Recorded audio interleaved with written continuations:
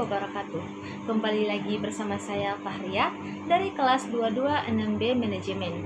Nah, kali ini saya akan membawakan materi dengan judul Uji Instrumen dan Asumsi Klasik dengan dosen pembimbing yaitu Bapak Adi SEMM. Baik, langsung saja ke materinya.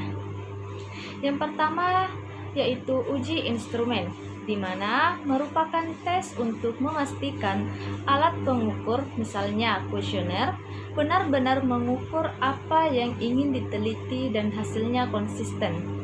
Sedangkan uji asumsi klasik dilakukan saat menggunakan analisis regresi untuk memastikan data memenuhi syarat tertentu, seperti data harus normal, variabel bebas, tidak terlalu berkorelasi, dan error atau residual harus stabil dan tidak saling berhubungan. Adapun jenis asumsi klasik yang sering dipakai yaitu yang pertama uji normalitas atau cek data berdistribusi normal atau tidak, biasanya dengan Kolmogorov smear.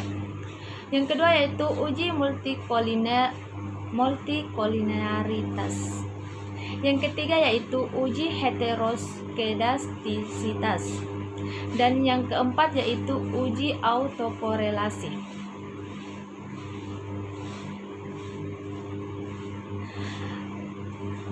Uji instrumen dan asumsi klasik penting supaya hasil penelitian valid, reliable, dan tidak menyesatkan. Kalau diabaikan, model statistik bisa salah dan kesimpulan penelitian tidak benar. Selain itu, uji instrumen dan uji asumsi klasik tidak sepenuhnya cocok digunakan dalam penelitian kualitatif, tetapi bisa digunakan pada penelitian campuran atau mixed method. Tergantung bagian mana dari penelitiannya yang bersifat kuantitatif atau kualitatif.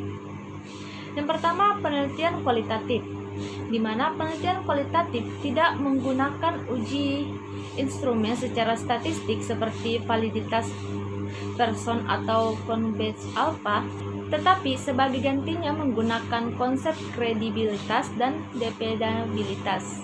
Yang kedua, penelitian campuran atau mixed method. Dalam penelitian campuran atau mixed method, uji instrumen dan asumsi klasik hanya dipakai pada bagian kuantitatif saja. Contohnya, saat menggunakan kuesioner dan dianalisis dengan regresif, lakukan uji validitas, reliabilitas, dan asumsi klasik. Sementara bagian kualitatif menggunakan teknik lain seperti triangulasi dan membership untuk menjamin kualitas data. Selanjutnya yaitu cara melakukan uji normalitas dengan Kolmogorov-Smirnov di SPSS cukup mudah, yaitu dengan menggunakan menu analisis, terus deskriptif statistik, setelah itu dieksplor, kemudian lihat nilai signifikan di hasil outputnya. Uji instrumen dan uji asumsi klasik adalah bagian penting dalam penelitian kuantitatif. Uji instrumen digunakan untuk memastikan alat ukur seperti kuesioner valid dan reliable. Sementara itu, uji asumsi klasik digunakan untuk memastikan model statistik seperti regresi dapat menghasilkan hasil yang akurat dan tidak menyesatkan. Salah satu cara melakukan uji normalitas adalah menggunakan uji Kolmogorov melalui SPF. Jika nilai sig lebih dari 0,05, maka data dianggap normal dan bisa dianalisis lebih lanjut. Uji-uji ini tidak digunakan dalam penelitian kualitatif karena data kualitatif tidak dianalisis dengan statistik, melainkan dengan metode seperti triangulasi dan wawancara yang mendalam. Namun, dalam penelitian campuran, uji instrumen dan asumsi klasik tetap digunakan pada bagian kuantitatifnya.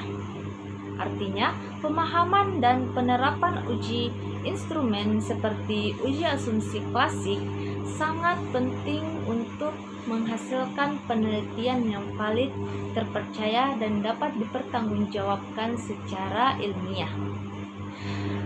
Baik, itulah materi yang dapat saya sampaikan. Sekian dan terima kasih. Wassalamualaikum warahmatullahi wabarakatuh.